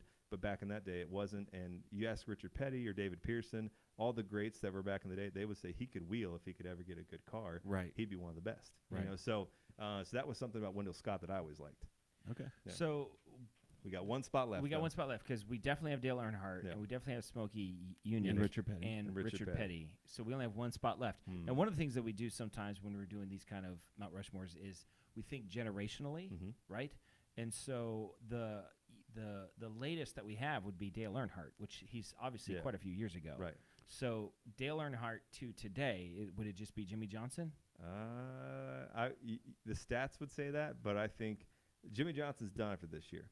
And there's a driver named Kyle Busch, who you probably heard of, drives the M&M's car. He's got that ability to have that, GM Goodwrench, that's Dale Earnhardt. STP, that's Richard Petty. DuPont, that's Jeff Gordon. Well, he's been M&M's pretty much the whole way with, they had Snickers on there and stuff like that. So he has that marketability of knowing, okay, this guy's long term. He's younger than me. He's like 30. Wow. He's been in this since he was 18. Wow. So he's got another 20 years if he wants to left. Yeah. And he's already won a championship and multiple championships in the lower series. So recently they actually put a bounty out on him, which is like a short track thing. So basically anyone that beats him gets $100,000. From who? From one of the other drivers put it up because he was tired of seeing him win. Wow. So with the lower series, the Cup guys can only run 5 races a year in the lower series in each of them. So you have the Truck Series and the Xfinity Series, which is like a lesser horsepower car, but similar to the main series. So one runs Friday, one runs Saturday, one runs Sunday. So you have 3 series going. That makes a whole weekend, which is why people camp there the whole weekend, right? There's always something going on. So Kyle Busch used to run every race that he could. So he'd run 3 race weekends all the time. So he's won the most races in NASCAR history. I see. If you add up all 3 series. But the big race, not as much. Oh, he's still. I mean, he's one of the best. I would say he's top 20 all time in victories, maybe top 25. But he's got a lot of victories to his name. People hate him because he wins a lot. He's very opinionated. When he doesn't win, he definitely lets you know he's not happy. Which a lot of guys now they'll get out and go, "Oh shucks, man," and then the Ford ran great today, and I gotta thank my crew. It's like you just got wrecked. Yeah. Why don't you show some emotion? This guy, he'll throw a microphone down, he'll break a camera. He's one of those really I like Kyle Busch. guys. He's my favorite. Yeah, Kyle Busch is a so good dude. So you feel like Kyle Busch belongs on it above Jimmy Johnson or Jeff Gordon? I think he does because Jimmy Johnson has the record of most wins, and we're gonna leave that guy off. He is tied for the most championships. Now you have to remember. They never had this playoff system back in the day. So Richard Petty, you start from the beginning, and it's like an English Premier League. You have the run up that is, it's the top team, and if Liverpool's up by 25 points, they win it, and in March, everybody knows they're going to win. So that's what NASCAR did for Dale Earnhardt's time and Richard Petty's time. So those guys just blew the field out the water, or lasted longer. Then one year, Matt Kenseth, in I think 2003 or 4. Won the championship without winning a race. So they said, we got to fix something. Yeah. So then they started doing this elimination chase thing is what they called for about 10 years. They still do it now. It's just called the playoffs. But basically top 8 drivers, top 10 drivers, now it's the top 16 get in, and they just eliminate every 3 races 4 out of the bunch. Okay. So it's like a king of the hill kind of thing. Right. Yeah. So you basically the last 4 drivers get to the last race, you're ready to, you just got to win one race, and that happened to be one of his best tracks. Well, you just have to beat the other three drivers. Yeah, you win right? the championship. You don't even have to win the race. Yeah, or you is don't it have to just a win- you 4-person race? No, everybody wins. Okay, Everybody right, yeah. races because there's other sponsor money, and like if you get a top 10, there's different things. Is there not people crashing other people on purpose? Oh, there's always Right, something because going it's on. like if it's like okay, there's 50 people on the track, and these 4 people, Yeah. this is what counts. Yeah, So we're gonna knock out these other 3 to help this guy win. and there's a lot of times. So up on top of every grandstand is a designated spotter who's in the driver's ear, like we have headsets on now, and he'll say, "Hey, coming, you got 2 cars coming up on you." Well, that driver knows the 2 cars running for the championship. I'm running for 38th. I'm gonna get out of his way. I don't want him to get mad at me. But you always have drivers. yeah. A couple years ago for the I want to Xfinity- get out of the way. a couple of years for the Xfinity Championship, there was a driver who, I forget his name, Cole Witt, I want to say, was riding for this underfunded team, and 3 laps to go, caution comes out. So there's going to be a green, white, checkered flag finish. So you wave the race, you have 1 lap to go, and then you do, so it's basically a 2-lap restart. So he decides not to take tires. He goes to the front of the field. All the rest of the championship contenders come in behind him. Well, when you don't have new tires, you can't get grip. Mm-hmm. So it's like a big roll of the dice. If you catch it just right, if you time it just right, if everybody else, because when they wave that green flag, it's go time. Right. If everybody else spins their tires, you can stay and keep up with them for maybe a lap or 2. And for him, being like a 30th place car, if he gets a top 10 finish, that's a good day. That's a big deal, It's yeah. a big paycheck too. So he stayed out. All these he actually ended up wrecking one of the championship contenders. Oh, yeah. So that was a big deal. Like he couldn't be out there. It's like, well, everybody's got their race to run. Yeah. Like you should have thought about this. So there's a lot of variables. Yeah. So if you like suspense, drama, and like a what is he doing factor, Right. Like when it's all done and dusted, if a team's up 70 to 50 in a college basketball game, they're going to win. Right. 3 goals to 0. They're going to win. So in NASCAR, a guy could be 10 seconds above the field. Some 30th place car drops a sway bar and it's rattling on the backstretch. Right. They got to throw a caution for safety reasons. Next thing you know, everybody's bunched up. And do we take tires? Do we take 2 tires? Right. Fuel? It's a lot of strategy. It's a lot of fun. That's what. So there is like, do I take the Sunday NASCAR nap? Absolutely. But do I wake up with 100 laps to go? Absolutely. Because I watched the end of that race and it's a lot of fun. I do the golf nap. Yes. And then wake up for the last couple of holes. That's my thing. Yeah. Because apparently I think, guys hitting a little ball is more exciting than, all that horsepower. I also like the phrase all done and dusted. I like that a lot. I'm going to start folding that into my normal phrases. So we've got, once again, Earnhardt, Smoky, Petty. I would say Kyle Busch. Let's Really? do Kyle Busch. Well, I'd say Kyle okay, Busch. far I be it do for like me. M&Ms. I would say Jeff Gordon, but I know less than nothing about this. That is so- true. Like, All it's, yeah, they're close to it, but I think Okay, Kyle we Busch have a gets lot it. of Mount Do you want to Rushmores just go get through to. other Mount Let's just Rushmores? We knock don't have it to out. do them all. Yeah. But so some of these are NASCAR themed, and some of them are just car themed. Okay. So let's go now. Let's go famous movie / TV cars. The Mount Rushmore. So I'm thinking Kit from Knight Rider Oh, Yeah. that'd be belongs good. on the list. So That would be good. I'd Uh, like that. Lightning McQueen, Oh, he's got to be on there, right? Is it an Ann Tater? Because I mean, what would Lightning McQueen be without Tater? He'd just be a jerk car, right? There's no 2 there's no that's presidents not on Mount Rushmore. Rushmore. Yeah, That's the right, Vice that's right. presidents are not on Mount That's Rushmore. true. Otherwise, I don't Pence know would be up there presidents. with Trump. So Well, Yeah. Jason's angling to redo Mount Rushmore to just for Trumps is what he's. I just going want for. Trump. So Lightning McQueen, Kit from Knight Rider. Hmm. I mean, what other famous? The DeLorean from Back to the Future. That would Yeah, be that's up there pretty good. for sure. I don't know how to spell DeLorean. DeLorean from Back to the Future. Yeah. What You else I'm we gonna got? go. Can I go off the wall with this one? Please. It's not a racing movie, Doesn't but have- the Mutt from Dumb and Dumber, the Mutt car. Oh, I think that would be something. Oh, I yeah. got to see that. Remember back when Easton had the Hard Rock Cafe? Yeah. Way back in the day. Mhm. That was sitting there, Oh, the yeah. actual car for the That's movie, and pretty I was sweet. like, that's awesome. Okay, I'm Okay, gonna say- I've got something that's gonna blow your mind. Yeah. Optimus Prime. Is he a car? He's a truck. Oh, well, this is cars. Bumblebee. Bumblebee. Bumblebee. All right, I'm also gonna add onto the, and these are just. This is not the final list. This is just considerations. Herbie the Love Bug. Herbie the Love I Bug. think definitely yeah. belongs. So the movie Gone in 60 Seconds, Mhm. the 67 Mustang that they're going after at the very end, doesn't he like give it a nickname? I believe he does, but it's been a I while can't since remember I've what seen that. if we can't think of it, it doesn't belong on the list. You're right. So it feels like there's a Steve McQueen movie Yep, that's the, I believe, is that Le Mans? I'm trying to think. that's got a very famous car in it. But once Yeah. again, I guess if we Yeah, can't if think you of can't, if you don't know it. it. Trying to think. Famous cars from. I mean, it feels like all I did was come up with a list of things. I didn't come up with. Yeah, I didn't do you any know, homework. Stella, if do you know anything, just shout it out. Just do you have any? You got nothing. She's Okay. like, I stopped listening. And my Honda Civic's so pretty. long ago. It's pretty famous. I mean, My first car ever was a Honda Civic, 1981 Honda Civic hatchback. nice. It was more rust than car. It was Yeah. a great car, by the way. Hey. The speedometer didn't work. The windshield wipers didn't work. You got wet when it rained, but it was a great car. Chitty Chitty Bang Bang. Oh, That was a Chitty car Chitty that Bang flew. Bang. Yeah. All right. That's pretty famous. Okay, I think that's a pretty good list right there. All right. Do you Because wanna- I think it's done. Well, okay. Well, you don't want to add anything else to it? Is anything else popping up? I think the first three: the Kit, Lightning McQueen, and the DeLorean. would Those are be- three. What about Okay. the station wagon from Family Vacation? honorable mention. I think Or David Spade's car from Tommy Boy. That, Oh. like that gets ripped up the whole time. That's That's pretty not the good. focus of Yeah. Tommy Boy. Okay. or the all right. Hangover car, same kind of concept. Ghostbuster car. Oh yeah. Do you know there's someone that lives nearby here that has that car? Or has The a real car. Or no, it has a car that's, Okay. That looks has just like all themed the as it. Ghostbuster stuff. And one day it was broke down at a gas station. It was very sad. Oh, that's hilarious. Because it's like it's cool when you're rocking that car, and then when Yeah. it breaks down, everyone knows. Oh. We missed a giant one. Okay. Dukes of Hazzard. Oh yeah, Ugh. General Lee. Yep.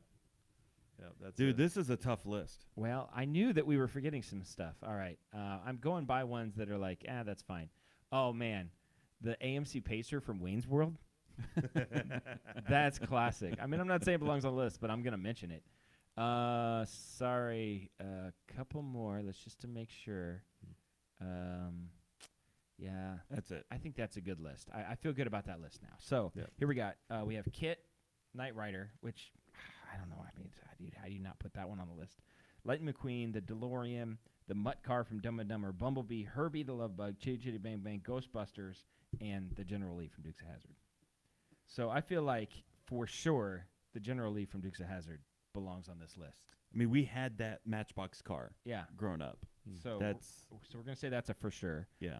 For me, I gotta put Kit, Knight Rider on this one. It's huge.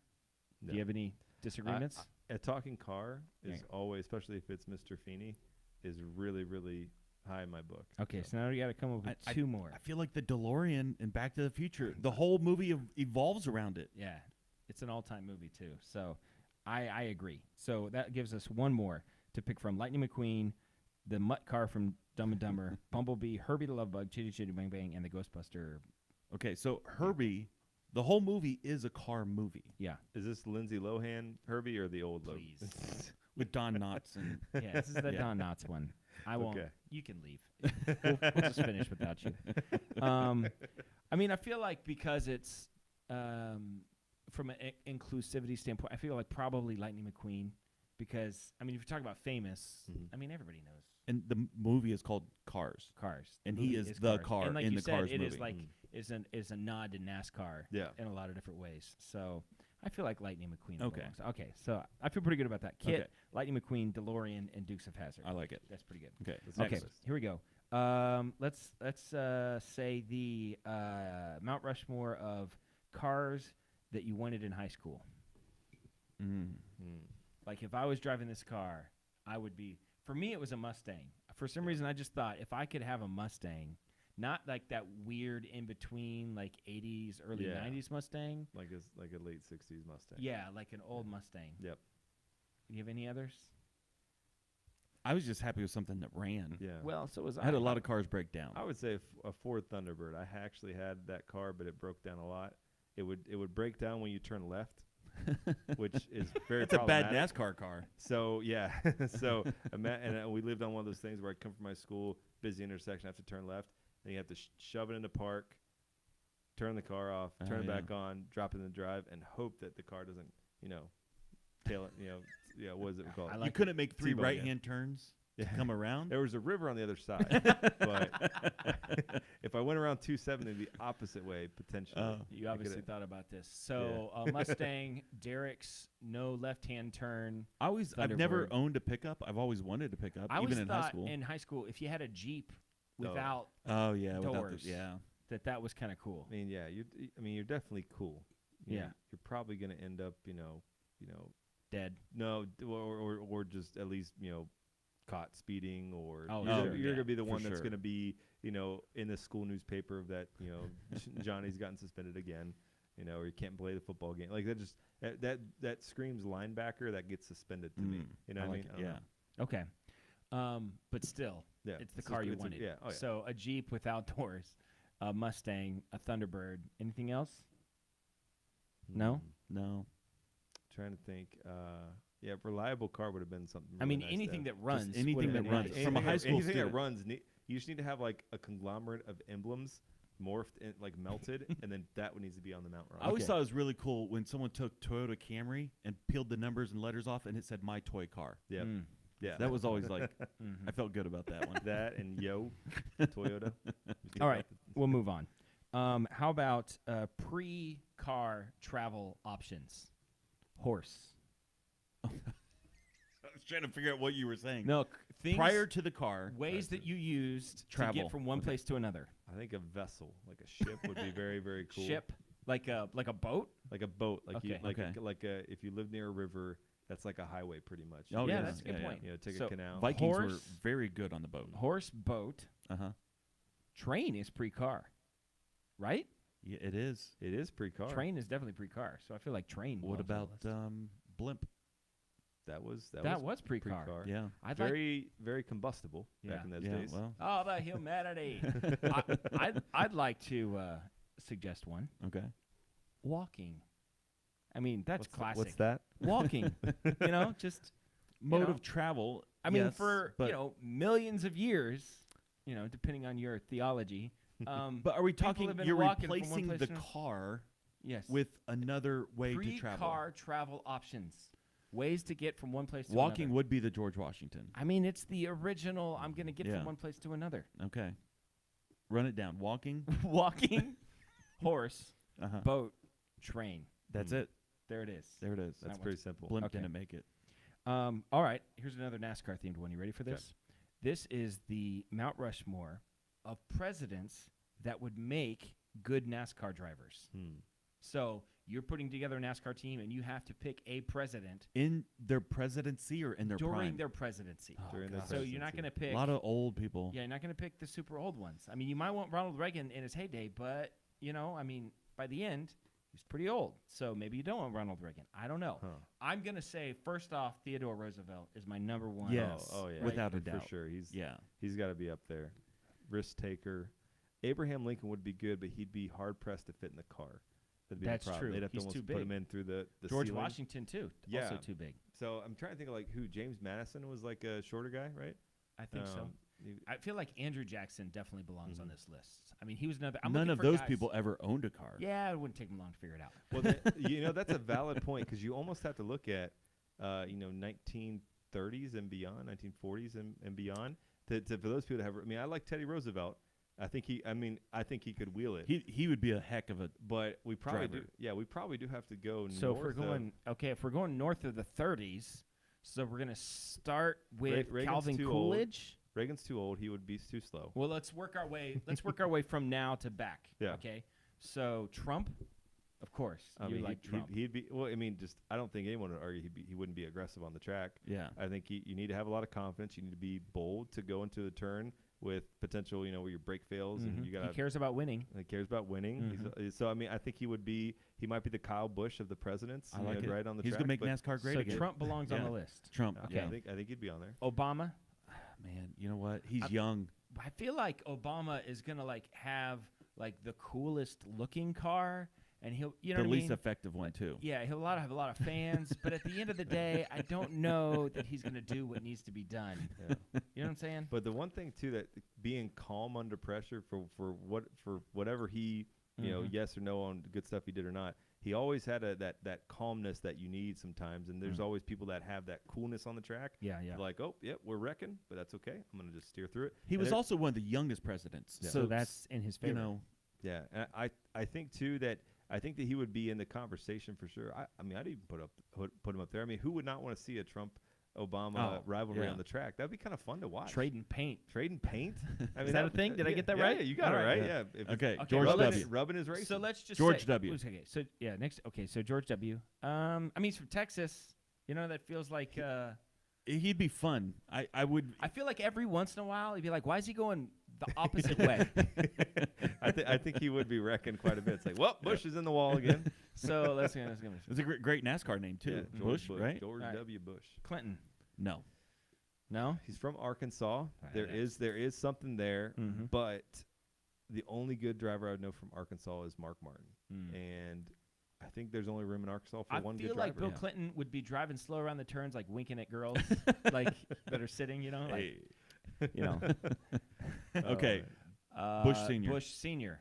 No. Too old. No. Too small. Too skinny. Okay. Reagan in his prime, yes. In his presidency. And you couldn't read his lips though. Yeah. So because they changed the Earnhardt used to have the open face. Now they closed it. So if it was an open face mask, maybe George W. Bush or George Bush Senior would be someone to think about because you could read his lips. Yeah.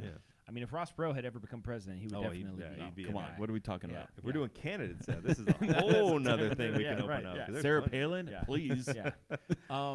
So no George Bush Senior. So now we go to Reagan. We say no Reagan. Before Reagan, Jimmy Carter. No. Oh. I mean, he's from the South. He's from Georgia. Yeah. He's a farmer. We I forget think he's that. too passive. He's a farmer. He's been very driving passive. since he's like 7. I think he's got some sneaky good skills. That's you the think thing. so? I think he would have some sneaky good skills, and I think he would be good behind the wheel. Now, I don't know if he'd be good enough with managing the funds of the team or anything like that, but I think he would just be good to enough drive. Okay, let's just keep on going and see what stands out. So Gerald Ford. I mean, he was a football player at the University of Michigan. He's an athlete. That's a big deal. You know, I think he'd be like Ryan Newman would be the Gerald Ford of today. Very smart, very but very football-y kind of looking big guy. Yeah. I think I could correlate. Okay, Richard Nixon. Obviously, he's going to find a way around the rules. He's going to cheat. There's going to be something Smoky. going around. Him and Smoky would be a great team together. Actually, they're from the same era. Okay, so we maybe. Okay, Lyndon B. Johnson. I mean, he's from Texas. You know, another guy from Texas, but he's a big guy. So I don't see it. I don't see it either. Okay, JFK. I feel like he takes the Obama spot.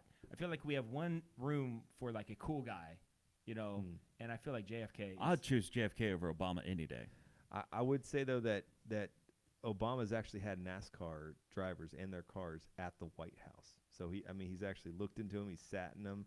I think that if it was between Obama and JFK, I think the technology advances. I think that honestly, Obama could outrun JFK. Really? That's what I think. Wow, making a strong push for Obama. Yeah, you do not read the room well. Hey, we're talking NASCAR drivers. No. It's completely legitimate. All of our political affiliations go out the window. We've never, you know what I mean, divulged what our political affiliations Trump. All right, before JFK, what do we got? Eisenhower? Am I right about that? Am I missing somebody? He did lead the charge to making the interstate system. So he's a military guy. I mean, you talk about like a guy that's going to get it done. I mean, I feel like Eisenhower. I know he's a little bit older during his presidency, but I like Eisenhower on this list a lot. It's not, that is something I'd consider that. Okay. It's Harry Truman, I think, is before that. Yeah. Harry Truman from Missouri. I mean, he's a car guy. But if he wins, they're going to think it's Dewey. That's the problem. Yeah, and he'll hold up the thing. And Dewey wins the race. Yeah, I mean, I don't know. I mean, if he doesn't like the results, he might, just drop the bomb, and then everything. Okay. So FDR. No. I mean, he's already sitting down. So.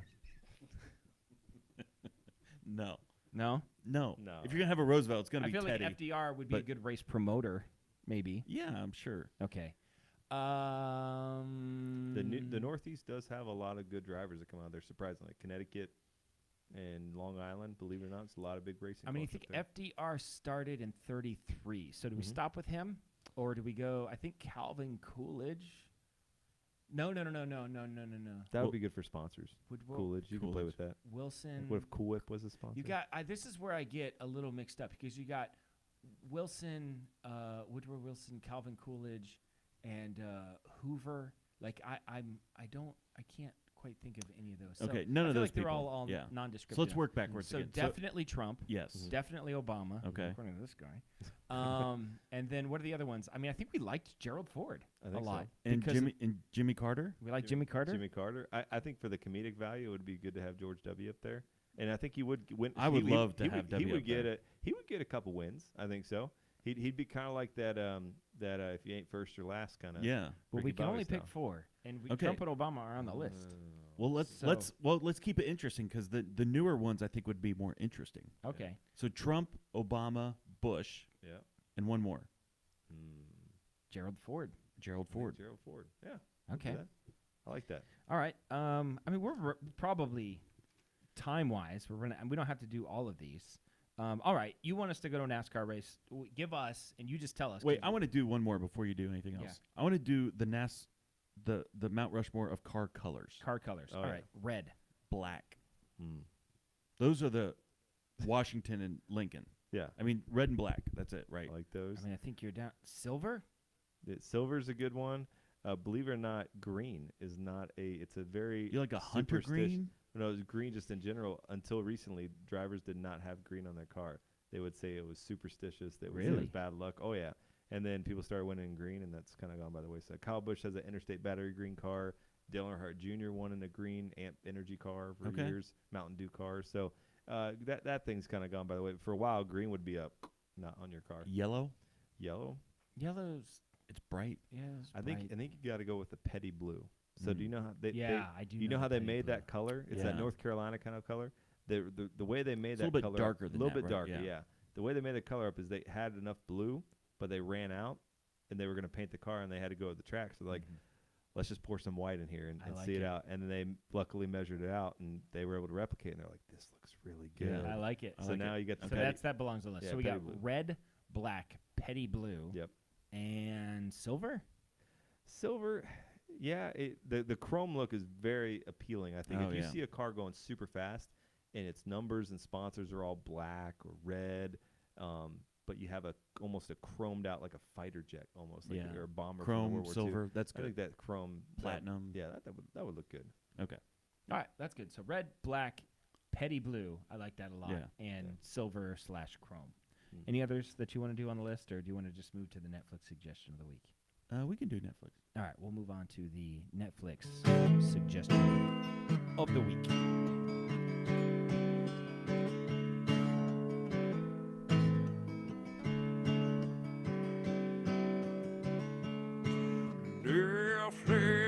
Netflix, watch these shows of those. Netflix, or maybe Hulu Plus. Netflix, watch these shows with us. Netflix, or maybe Hulu Plus. Or maybe Amazon Prime or something like that, like YouTube. Or we don't want to put a box around what you watch, so you never know. Can you believe he did that in one take? It's a one take. Yeah. That's the best song I've ever written. So Hey. or performed. Hey, I'd buy the Spotify iTunes package. for that, yeah. The Spotify playlist that's based around that song is just amazing. It's a lot of old Adam Sandler. It's played at NASCAR campgrounds actually. All right, Jason, what's your Netflix suggestion? Of the I'm week? going to go themed similar to what we're talking about tonight. Mm-hmm. Back to the Future. 1, 2, and 3 are all on Netflix Really? right now. Yeah. Do you want to rate the movies? They're 1, 2, and 3 Yeah, in that order. agreed. Yeah. 1 is the best. 2 is the second best. 3 is the third best. Did you know they shot that movie, like the first 6 weeks of it, with another actor? other No. than Michael J. Fox. No. Who? There's footage. Like I a forget somebody or it's nobody? Eric something or other. Okay. And then they went to the studio and they said, "This is not working out. We want Michael J. Fox, and it's gonna be like a $3 million, which is in the 80s, Yeah, for that's this a lot of movie money. that they didn't know was gonna be popular. It's gonna be like a $3 million hit." And thankfully, the studio said, "Okay, go ahead and do it." Yeah. So they went back. So there's footage of this other guy with Doc and these scenes. It's really weird to watch. Yeah. But that's a great movie. The first yes. Back to the Future is a perfect movie. In fact, they say that the script to the Back to the Future, the original script to Back to the Future, is like studied in like film school? film school and stuff. It's like perfect. It's like generally acknowledged as like the greatest script ever written. I don't know why. I guess the time travel thing and all of that stuff. I don't really know. 1.21 gigawatts. Yeah, it's a great movie. All right, my Netflix suggestion of the week. As you know, this has been a dark time in our country. My wife and I have been in a pretty devastating show hole lately, and I just want to thank everybody for the thoughts and prayers during this time as our family works its way through this. Well, Great British We Bake Off started only comes out- rewatching the yeah. Great British Baking Yeah. Show. It was like, what are we doing? I know who wins. I'd watched Star Trek Next Generation. So many but I've times. seen these Yeah. 7 or 8 times a piece. Throw in a Star Wars movie every once in a while. But just this, ever since The Mentalist, we finished The Mentalist, it's been hard. It's Yeah. been really hard. And we've been fighting a lot because of the talking. You and your wife. Yeah. Yeah. Uh-huh. When we're watching something, binging a show, we don't even have to talk to each other. It's really nice. That's it's why like, you watch TV, yeah. Yeah, the extent of our conversation is like me going to the fridge. You want a drink? You know what I mean? Like, Yeah. And that's it. And that's really pleasant. Much more than that. I've been told that my voice begins to get a little like grating. You know what I mean? Like yeah. after a while, like it's difficult. Might be your attitude listen. also. One of my favorite things to do while we're watching something is like while I'm like on the recliner is to call Michaela's the most fun. She's my middle child.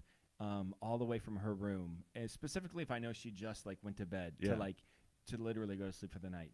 And I'll just start yelling like Michaela, Michaela, and she comes out like, yeah, what can I do? And there's literally like a drink about that far away from me. I'm like, can't reach it. Can you give me my drink?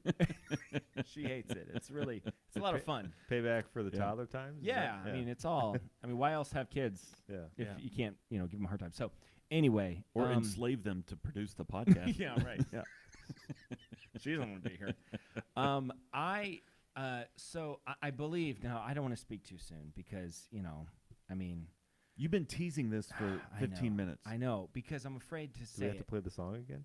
Maybe you should. No, Yeah. I'm afraid to say it. But I think we might have found our way out of a show hole. Now I'm only 1 episode in. Okay. I've been scrolling past this show on Amazon Prime for a while, not wanting to watch it because I don't want to be that.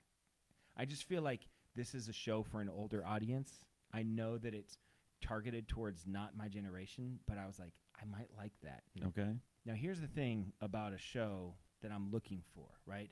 I'm not looking for like something intense, right? I'm looking for something that can just kind of like dull all of my senses. Fill the void. Yeah, of fill life. the void Yeah. of meaningless and lack of purpose in life. Yeah. So that I can just like numbingly get my way to like 1 in the morning to where I can't like look anymore and then I just go to bed. Yes.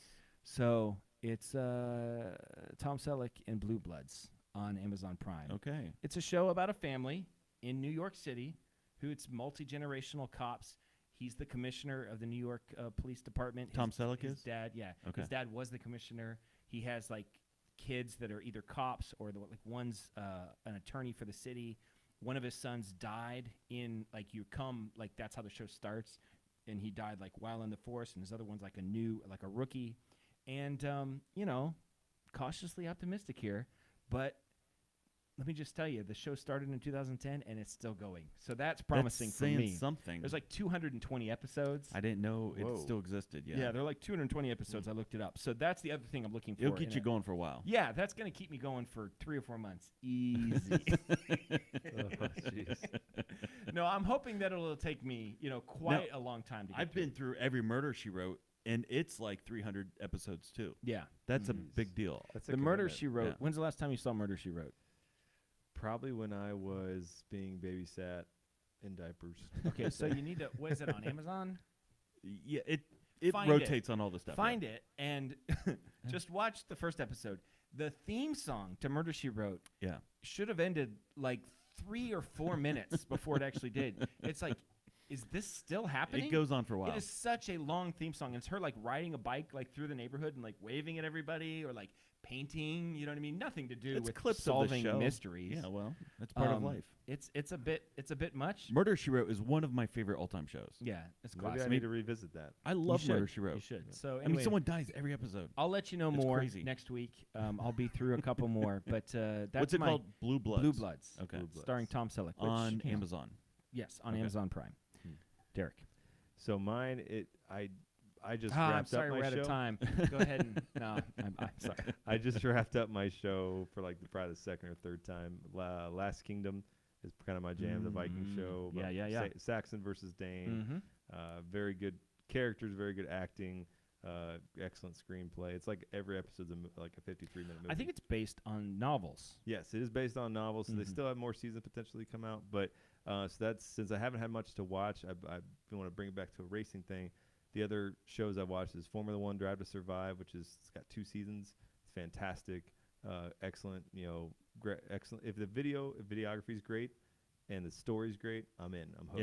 Yeah. And the second one is a really cool documentary about Willie T. Ribbs, which is Too many good names in NASCAR. I know, it's too many good names. Yeah, so That's a he's barbecue sauce, right? Yeah. Is there Yeah. a Willie T. Yeah. Ribbs barbecue sauce? Yeah, Should be. He's he's a driver for sports car racing, but had his go in NASCAR and IndyCar as well. So it's a story about him. It's called Uppity, but it talks about his struggles as a driver, being an African American driver, coming to a series, and basically having drivers I looked up to that I thought, man, this guy's a great driver.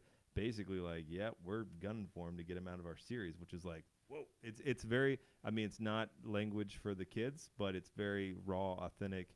And it tells a lot about the story. So I liked him as a kid. I liked watching him. I was like, man, I hope he gets a good ride someday. And but his son actually isn't racing. He's actually a champion trap shooter, believe it or not. Really? Yeah. Oh yeah. Willie T's from, I believe, California, but I think now he's out in Texas. So yeah, his son's like one of the best trap shooters. What's in the name of America. this thing? It's called Uppity. Uppity. Yeah. On what? On Netflix. Netflix. Yeah. Okay. Okay, I have to look it up. Because I was reading the rules verbatim, but what's on Netflix. That might be a way to get me into, because I feel like one of the things that got you into soccer was Sunderland Till I Die. Oh, I Yeah. love Sunderland Till I Die. Yeah. Well, I mean, I was coaching is what got me into it. Yeah, but I feel like Sunderland Till I Die like locked you in, because I think Yes. that's when you Yeah. started to understand like the way The the players culture and- are getting yeah. traded Yes. and all of that stuff. Yeah. Well, even the promotion and relegation, like Mhm. it's so foreign to American sports. Yeah, I mean, I don't know if you can agree with me on this, but every single sport should adopt the Yes. promotion and relegation model. Absolutely. Like, Baseball, there's 32 teams. It should be 3 leagues of 10. yeah, there should be like the Toledo Mud Hens should have an Yes. opportunity one day to win the World Yep. Series, like if they work their way up. Yep. Like, I think it's a fabulous way to stop people from, sagging at the end of the season to Yep. get draft picks, and it makes it like multiple things are exciting now, because now at the bottom of the league, like if you're a Reds fan, which unfortunately I think we all are. Yeah. So it's sad, but like every year we're rooting like, oh man, hopefully we can stay yeah. in the 3rd division. Yeah. We don't want to go down to 4. We don't want to go But down. could you imagine though? I mean, because baseball's already set up for it. Really. Yes. I mean, especially Yes. with the way minor league baseball has been a major part of this. Yeah. And they're talking, the recent stories about shutting down a lot of small league parks and stuff. And I mean, those are towns and communities that need that. Yeah. And that's their team. Like you It's look like at Sunderland. Yeah. It's the whole town Well, revolves around the soccer. And because of and I think I think they need to, like, if baseball did this and then get rid of any kind of salary cap, like you can spend whatever you want to spend. I think that makes things when you have the relegation and all of that stuff like as part of it. I think that balances it all out. yeah.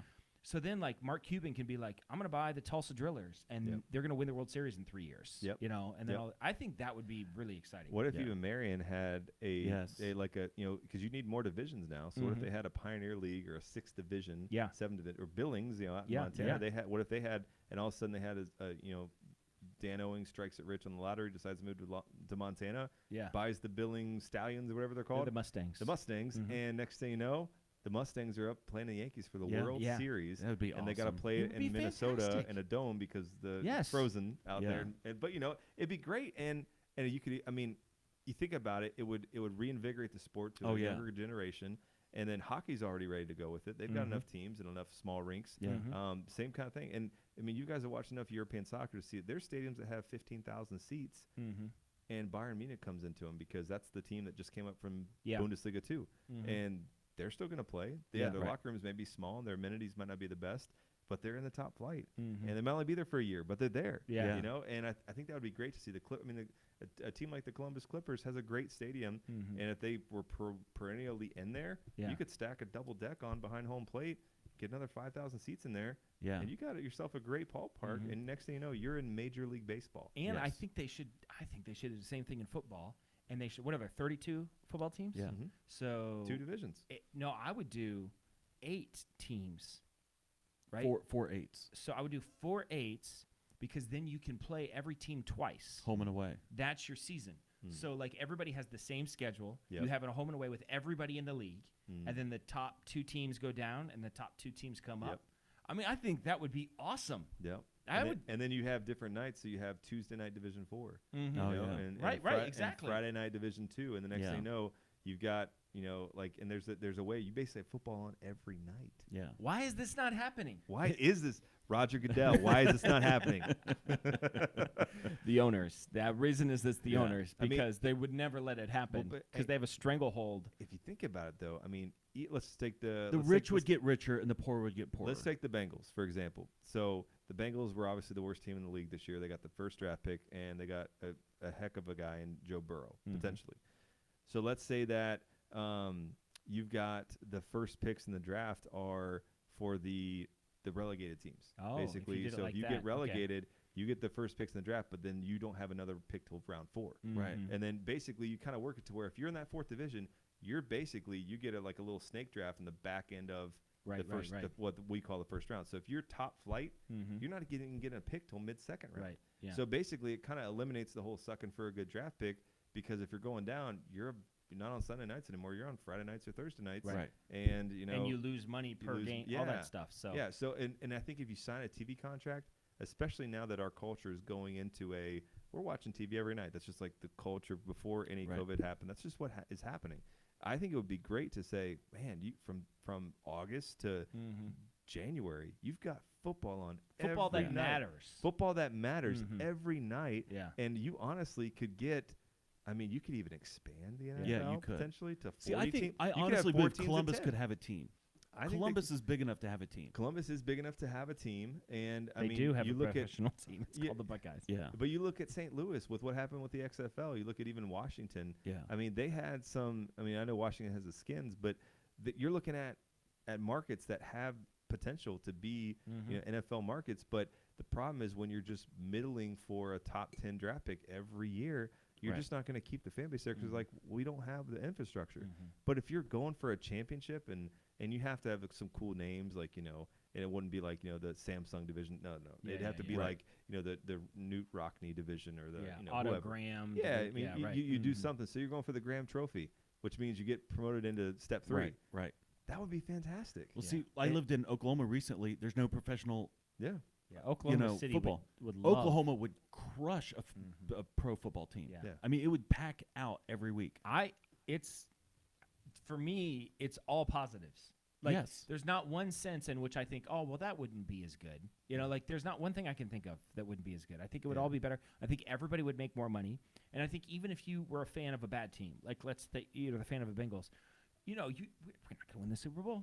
You know what I mean? But maybe we can make it up to that next. We have something to root for at the end of the year. Oh. Right. When's the last time a Bengals fan had something to root for at the end of the year? And how about this for Super Bowl? Knockout 32-team playoff. So basically the Super Bowl, Yeah. you have what is the AFC NFC championship, like that's done, mid-January. Mm-hmm. But you have the Super Bowl where that 4th division Cincinnati Bengals could be playing the Patriots. Like the FA Cup kind like of the a FA situation. Cup. Yeah. Yeah. So you have a cup. So you have teams that are like, hey, we're in a relegation battle. We got an injury.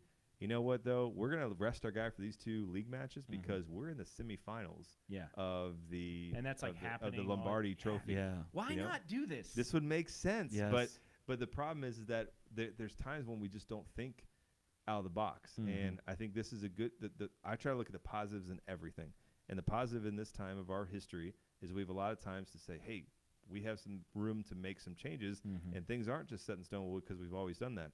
Well, let's change some stuff for the good. Now, I love things as they are in a lot of senses, but, you know, when you need to add excitement to marks, I mean, you look at the NBA, it is literally, it's nails on a chalkboard sometimes for that January match against the Hawks versus the Thunder. Yeah. It doesn't matter. They're both not going to make the playoffs. Or if they do, they're 8 seeds. Right. Why don't give them something else? Why not give them a trophy that gives them $10 million to win? Right. And why not give them a knockout round relegation promotion? Yeah. Like if you're in League 2, it makes a difference to go up or down. Oh, yeah. And then why not even do, I mean, it'd be kind of cool to do a top 6 of NBA versus top 6 of Europe. Shut down January. You know, January is a tournament month. International and then play. and then it makes to where if you're a top tier team, you're always playing against good teams. Yes. So you're not like, like the Patriots are in this division that stinks every year. Oh, yeah. And it's like, okay, they get 2 against the Bills and the Dolphins every year, and the Jets. And the Jets. That's so of 6 course, wins. you Or know what I 5 mean? wins at least. No, it's like every single game you're playing in that Premier League is like a team that's really good. Otherwise, you wouldn't be there. Yeah. You know? Right. Yeah. I mean, It's all positives. Why are we not? it makes sense. And I think that would be something that who needs to lead on that is you need MLS to lead on that. And they're now at 30 teams. Yeah. And the next, I think that at 2023 is the last Sacramento. I think that's going to come into Charlotte. But once you have that, you have 30 teams. You're very closely approaching the NASL, who had 40 teams at one point and then imploded because they just were too big. Yeah. So you need to almost say, okay, these 30 teams, you have an MLS charter. Right. We are now going to split it from MLS 1 to MLS 2, 15 teams each. And, the top one, the champion of MLS 2 goes up to top 1. And there's a playoff between the bottom or the next 4 teams for 2 spots, and same with the bottom 3 teams go. So 3 teams go up, 3 teams go down, and you always have a chance. Those teams are always going to be in there. Now, let's say you get other teams that are in the lower divisions. Maybe you can work some contracts out to make it an MLS 3 to where they're always in MLS. Now, wasn't there something recently? The Mexican League, did they sign a contract with the MLS or something? I think they did just for like an agreement to like essentially make transfers easier. Okay. Understand that we're neighboring I've heard countries. the Mexican League outdoes the MLS profit-wise. They profit. It's because their most TV of the contracts years. are crazy. The TV contracts are pretty good. The thing is a lot like MLS. The last 2 years is different than MLS the first 23 years because it's just you have so many. You have Atlanta coming on, and then you've got all the other clubs that have come in for the most part, besides like Colorado and maybe like Orlando, which Orlando still does pretty good. They're all teams that are just like rabid fan bases. Right. And then you have even markets like Detroit, which would be great market for MLS, but they can't get a team, you know? So I think what you would see is some point they're going to have, in Indianapolis as a team that attracts thousands every game to their third division team. So or second division. If you could get all the leagues in MLS and soccer to combine and say, look, we're going to do a 4-team deal, and there's TV money. So what's happening now in England is the TV money is not distributed evenly. And the third division, Peterborough United, our club, the league is going to vote this week on whether they finish the season or not. The Championship, the second division, and the English Premier League, the first division, are going to finish the season behind closed doors. And there's going to be ravenous TV money there because everybody's starved for soccer. Just like how NASCAR's ratings have been up, German Bundesliga ratings have been off the roof because people are just starved for that, right? So if you were able to do something where you wrote up a contract where if you're in these 4 tiers of American soccer, you bring all the leagues together and say, look, if you get relegated from tier 3 to tier 4, or you're in the bottom of tier 4, you're still getting this percentage of player or sharing so that you can invest in your academy, so that you can look long-term and say, right now we suck. We play in a college stadium. We're terrible. We can get better in 10 years. We've got a plan that we're going to be in the top flight. Right. And you can sit there in Grand Rapids, Michigan, or in Des Moines, Iowa, and say, we're going to be in top flight soccer in America in 10 years. We have to all buy into this. And the next thing you know, you're looking at 8-year-olds that are going to be your studs that are going to play for the national team.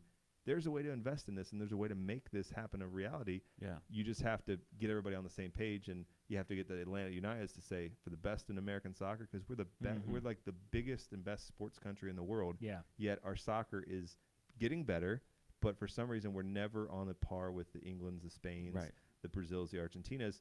So how do we fix that? I think we fix that by saying top down, we're wanting a World Cup victory in 20 years. How would Peterborough do in the MLS? Peterborough, they've got a great striking core, so I think they'd be probably top half the table. And they're lead They're three- third division. Yeah. So they're basically a championship side that's down, stuck in there. Yeah. Last year they were close to getting promoted and just barely missed So out. in reverse, the Crew finished, was it second last year? Mhm. Where would they fall In in England? English? I think any MLS team would survive a championship campaign. I think as far as getting promoted to the Premier League, the top half of the championship. they'd survive. They wouldn't get relegated. I don't think. Right. I mean, a few you'd have your bottom dweller like your Orlando cities that might. But I think that for the most part, 75% of the MLS teams would survive a championship year. Your Atlanta United would have, with everybody healthy, could get a promotion to the Premier League. I think they'd go back down. It's just Right. there's just with the cap of 3 or 4 designated players and the young designated players that they have, I mean that's 6 players. They have a whole team of basically designated Right, player salaries right, in the Premier League, so you just can't compete with that. If Well, you're seeing it on yeah. the Sunderland thing. I mean, Yes. this is like a soccer culture, football culture that like is crazy. They actually had a decent amount of money. They have great facilities. They have all of this history, and they are fighting like tooth and nail just to get up to the championship. Like it's super competitive. Yeah. So I mean, I don't claim to know more about it than you do, but like it's just hard for me to think that an MLS team now. I guess you could say, well, then if they were in the championship, they maybe their fan base would raise, they would get more money, they would be, you know what I mean, the competition, they'd rise to the level. But I don't know. Like I watched the Mexican games, and I'm like, those games are nuts. Like those guys are crazy. I don't know. It just seems like they're running at a different pace. Oh, yeah. It just feel like I just watched this documentary on Steven Gerrard and how he had just gone just like his whole life he had given everything to Liverpool. And he was like, finally, like, I just got to get out. I just got to relax. So he goes to play for LA. You know what I mean? Like for him, that's like a vacation. He's just like, oh, it's so calm. And he's like, I'm smiling. I'm happy. Not everything is so intense all the time. It's just it's like the European Basketball League. I mean, I'm sure they're great. Yeah. I'm sure that they're really, but the But NBA. they come here as soon as they can. Yeah. Yeah, no, for sure. And I mean, it is the tide is turning with Liga MX, MX, it's Liga MX as we would say, and MLS. The LAFC before the CONCACAF Champions League shut down, they actually beat, I believe it was Lyon, and they were a very very good side, and were down I think 2-0 and won 3-0 back in LA. Crazy game. If you can watch that game on YouTube, you can find it. It's an LAFC to me. And Atlanta, they could survive a championship campaign. The Crew this year, we need to see how it works out, but they've got great goalies, or great goaltending, great defense, great attack, a lot of promise, a lot of speed on the wings. I think they could be something to reckon with. They got they still got that one guy they got from LA that plays for the American team. Yeah. Zardes, that Jossie Zardes is up top with basically you had Schelotto for a while, then Higuain. And now you have Zelarayan. Is Higuain still there? Higuain's he was retired, but then looking at getting retired, but then actually DC United picked him up. So as I'm a watching player coach. like when I watch the Crew, and I mean I've watched a decent amount of soccer I'd say for the last 2 years I've watched more soccer than any other sport.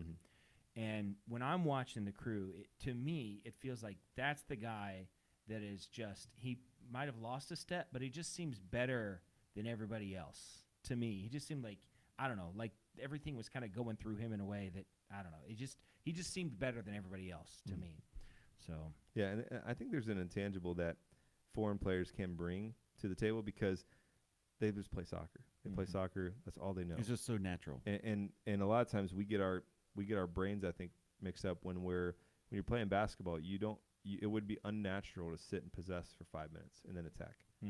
But in soccer, sometimes you're waiting for channels and alleys to open up. So I think a lot of times Americans are hampered by the fact that we play in so many sports. Like it can be a plus, but it can also be a setback because our kids are told to explore everything. And so by 12, 15, they're like, all right, soccer. Well, they're 10 years behind, Right. For the rest of the world.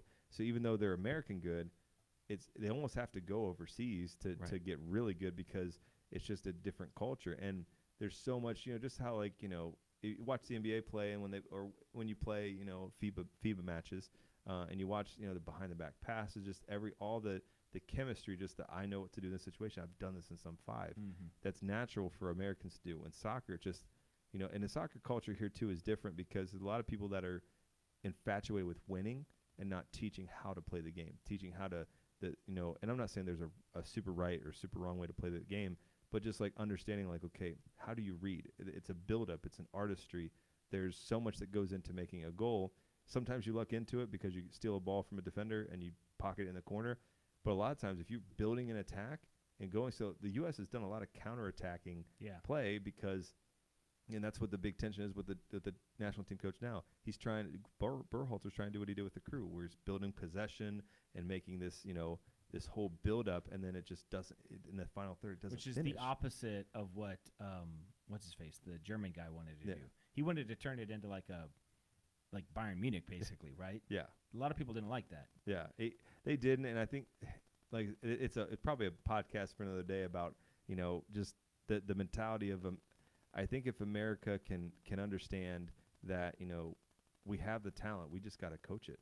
We just have to develop it, and we have to really look at, great, you won 5-0. When you say we have the talent, like we have the raw talent, like we have people. We have the people in our the 16 and 17-year-olds that are out there playing soccer now, or probably playing basketball, football, baseball, and they're playing the wrong sport. Yeah. I mean, for a World Cup purposes, I'm saying that they're available. Yeah. But we're just not coaching them right, because we're like, we're so infatuated with we're winning, and we got a big, tall striker. We're going to play it to this big, tall striker. He's going to lay it off, and we're just going to go cutthroat, or we're going to go so far, so direct, and we're never going to learn good foot skills, never going to learn to find the right angles, because you play a good team that then stops a direct play. You then have to go, oh, well, we have one style of attack. We can't bring it back in, switch the field of attack. We can't do these crossing patterns that go into, you're finding the channels where because every time a defender's set up, there's always holes. And a good defense shrinks those holes as much as possible. So moving the ball around creates more holes, and you have to have the players that know, okay, I got to run laterally, stay on side, and then boom, ball's coming in the corner, and who's my far post run? Who's my near post run? Where's my guy that's lagging back to the 18 for that FIFA, bang kind of goal? So that's the thing that I think, we're looking at that and go, well, we're winning 5-0. We won the national championship for this U18 bracket. That's great. I mean, these kids are ready. And then they go play U18s or U20s against the world, and they're getting hammered. Yeah. And I think that's the struggle. It's getting better. It's getting rich better. kid sport in America, and that's a problem. Like, we need to get poor people to play soccer, because there's just that mentality of like everything's super organized, and like the facilities are always good, and it's comfortable, and life is comfortable. Yeah. There's just something about, like, you see these guys, like the great players overseas, like they grew up like Wayne Rooney, or you know what I mean, like there's a story about him growing up in the middle of nowhere in Manchester or London or wherever he grew up, and he's just dirt poor, and it's like soccer is his like way out. Yep. Well, you see that in basketball here. Yeah, it happens in They grow up basketball on the and street. football. Yeah, all the football time. too. Yeah, And it happens in baseball, except it's happening in the Dominican Republic. Yes. I mean, that's why all those guys, because the way to get off the island is to play baseball, you know? And I feel like the American, like all of, like not all of, but a huge amount of the like great soccer players that are like playing in high school and college are like, yeah, I'm going to be a lawyer, like eventually, like I know what I'm going to do, and this is like what I'm doing right now. And they play for clubs that cost money. Yeah, it's Oh, and think about it this way too, to bring it more diverse, and why you have a lot of people in small town Georgia that are great baseball players, because they're just like, we got a great baseball program. That we're all we're better at this than football.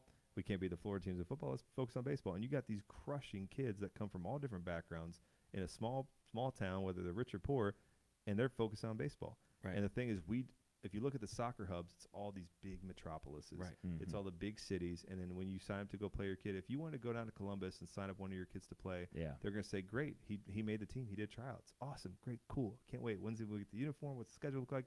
Cool. Make this $3,000 payment first. Right. And then our first game's going to be in Cincinnati. We're going to have a tournament in Chicago, Orlando, and Washington, D.C. And our league matches, the last time I coached club travel soccer, the league match for this U17 team, our home games were in Cincinnati. Yeah. So we were in Indiana. We were, all over this region because we were playing in a Midwest regional league. So that was the frustrating thing. So you look around, there was maybe 1 or 2 families in our team that, they had a buddy that picked them up, and their mom and dad never went to the game because they were busy working. Yeah. Sure. And they couldn't make it to DC for a weekend because it wasn't a holiday weekend. Because who can? Yeah, You know what I exactly. mean? Like, Right. just randomly. Right. Yeah, not a lot of people. And then so it's the wintertime and north of Nashville, right? You can't really play outside 6 months a year, so you got to rent indoor facilities, Right. And then so you add all this up, and that's the thing that's I think the problem is that and like you said in soccer all across the world, it's the easiest thing.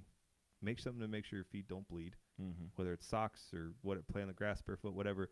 Make sure your feet are safe. Get something to kick around. Yeah, and Get something to kick it to. yeah, And then that is literally, that's all you need. Yeah. We have turned it into, you need about $5,000 to $6,000 in travel and club fees and training fees per kid. Yeah, And yeah. dedicate your life to it. Yeah. You can't do anything else. Yeah. You Yeah. can't do anything else. And I think it just goes to another thing is like, I mean, how many times you look at the sports that America's really good at, kids just naturally play it. Yeah. They just play it. They don't, they set their own rules and they play it. I mean, I don't know. To me, I think it's a systematic thing. If we want to be good and we want to be great in soccer, we have to almost look at, and when I say diversifying, I'm talking about on all boundaries. There's great athletes in small town Georgia and middle of nowhere Oklahoma that are corn-fed 6'5" kids that you could train to be a great center back or a great center forward. yeah.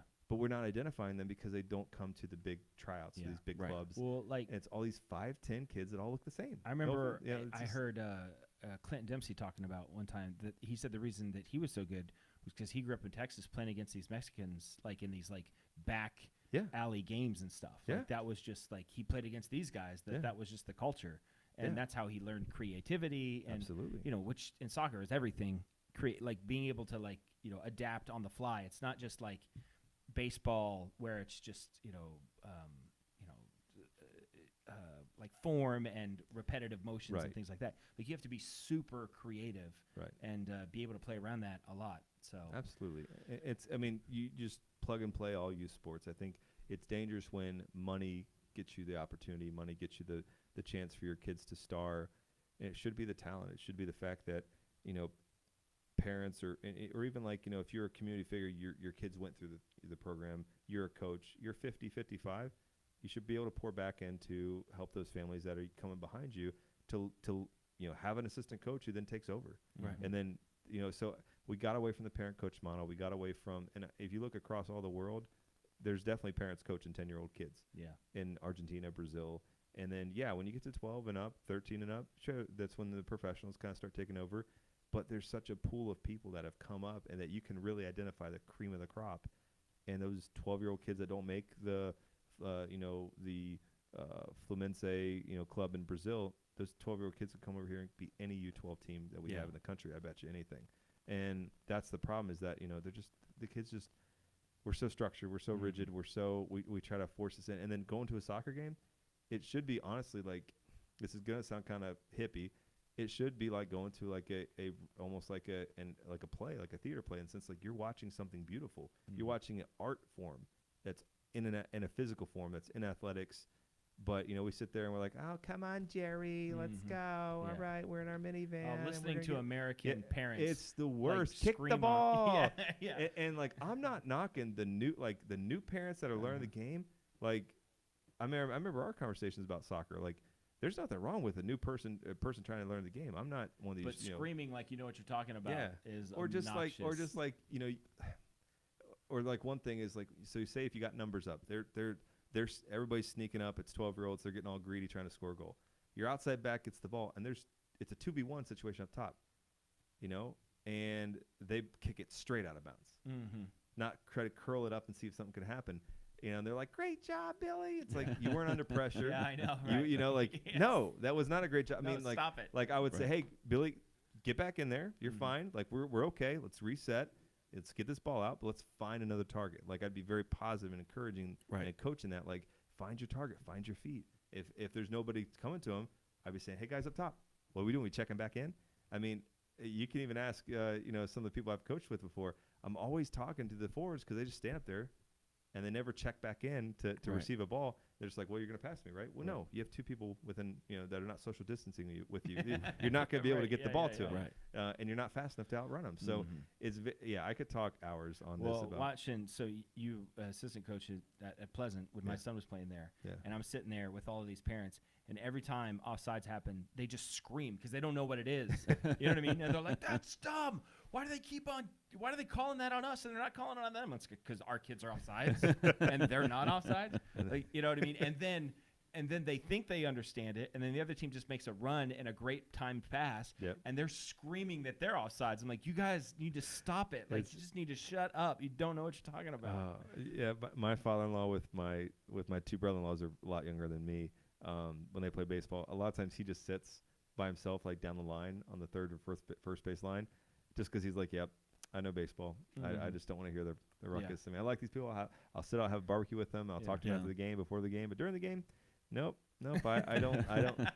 There's a reason why you hit your cutoff man, because you want the guy to stay at third, not try to, I just like to watch the game and in my own peace, So it's frustrating, for sure, and that's something that if my kids want to play sports, I might start getting like the AirPods or something. I don't know, and just like I'm watching them, but I don't want to hear the No, there's a nonsense way around. to stand off to the side that you just kind of get out of it. There's definitely a way to do that because, parents are the worst. And I'm one, so I know, So I realized I was yelling when Levi was playing travel at the Marion team. And one day I was yelling, and I yelled something that I don't know what I yelled. And then all of a sudden I was like, oh, no. You're that